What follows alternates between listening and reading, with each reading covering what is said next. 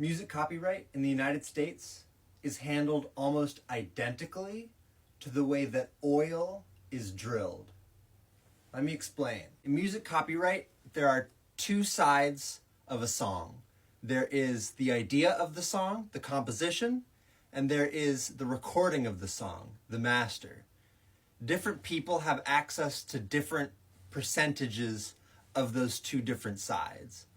On the master side, it's usually controlled by the artist's record label or the artist themselves. It's usually distributed amongst the people who helped create the sounds, whether it be the producers or other artists, vocalists, songwriters, given certain circumstances, but it's usually based on the people who had a very large hand in the creation of the way that that version of the song sounds. So like if someone made a cover of that song, they don't get any of those because new people made those sounds and released them. However, the cover is a cover of the exact same idea.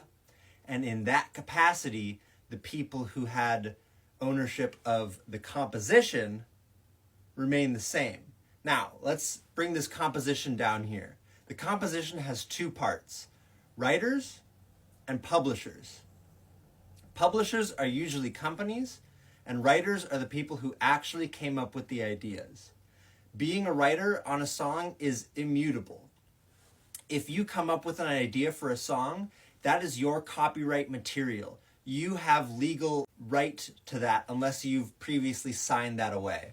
Anyone who contributes to the idea of a song can be a writer. And again, that could be co-producers, co-writers, featured artists, but it's usually not the label themselves because that's a corporation, not a person. They didn't write anything. They don't own those ideas. On the other side of the writers is the publishers. The publishers are the companies that represent the writers. In today's day and age, it's incredibly easy for individual people to be their own publishers. So me, I'm unsigned. I get my writer's share and I own my publisher's share. So I get both pieces of that percentage of the copyright. And they usually match up. I believe they have to.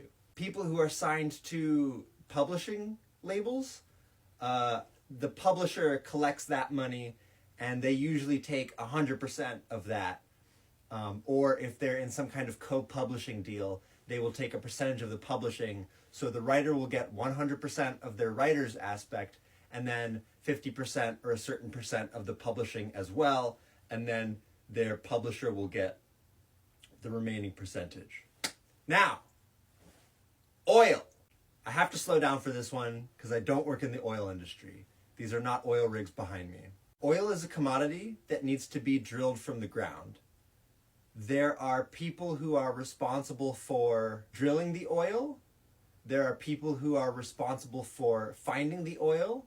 There are people who are responsible for owning the land. And there are middlemen all along the way. Let's say you own a ranch in 1950s Texas.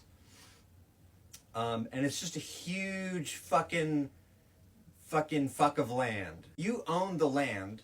You own the mineral rights. You own the right to be drilling there.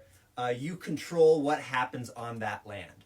So, a man comes up to you and they say, I can give you a big cha-ching payout if you let me drill for oil on your land.